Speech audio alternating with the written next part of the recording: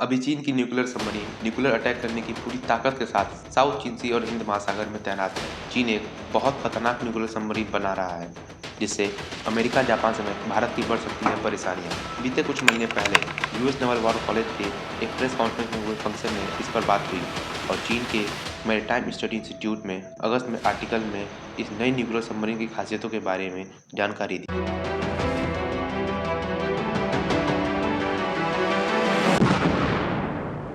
आज के टाइम में एशिया पावर का हब बन चुका है और इसकी वजह है कि एशिया में हथियारों की होड़ लगी हुई है।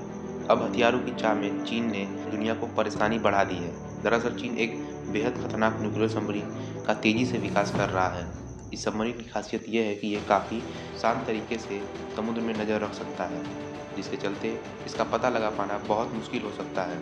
कुछ सर्वे और मीडिया हाउस के मुताबिक चीन इसे कुछ ही सालों में तैयार कर सकता है। अमेरिका, जापान समेत भारत की परेशानियां क्यों बढ़ सकती हैं? डिफेंस एक्सपर्ट्स का कहना है कि इसकी सबसे बड़ी वजह यह है कि चीन 096 टाइप की बैलिस्टिक मिसाइलों को बना रहा है। अमेरिका, भारत, जापान समेत अन्य सपोर्टिंग कंट्री चीन की न्यूक्लियर सबमरीन पर नजर रखती है, लेकिन 096 सबमरीन आने के बाद इन देशों की चुनौतियां बढ़ जाएगी।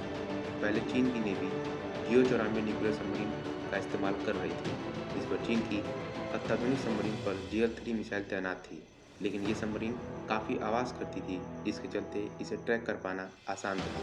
लेकिन 096 के आने के बाद दुनिया के कुछ देशों की चिंता बढ़ गई है। इन न्यूक्लियर सबमरीन के आने से चीन की नेवी में ताकत का इजाफा हुआ है।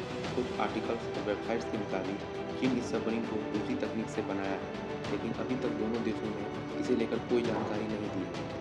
अभी इसमें एक और सवाल उठता है कि चीन अपनी नेवी पर इतना खर्चा क्यों कर रहा है?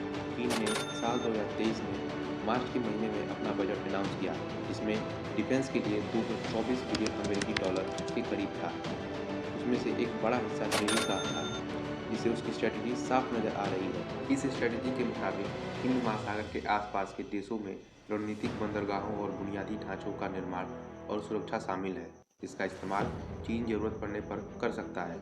माना जाता है कि चीन हॉर्न ऑफ अफ्रीका में जिबूती और पाकिस्तान के ग्वादर में बंदरगाह बना रहा है। साथ ही लंका के हबनटोटा को 99 साल के लिए लीज पर ले लिया है।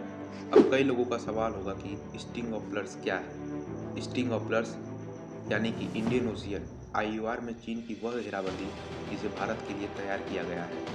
हर पल चीन की सेना किसी न किसी जगह से स्थायी रूप से मौजूद होगी। स्ट्रिंग ऑफ पेर्ल्स का इस्तेमाल सबसे पहले साल 2004 में अमेरिकी consulting firm Booz Allen Hamilton की तरफ से किया गया था।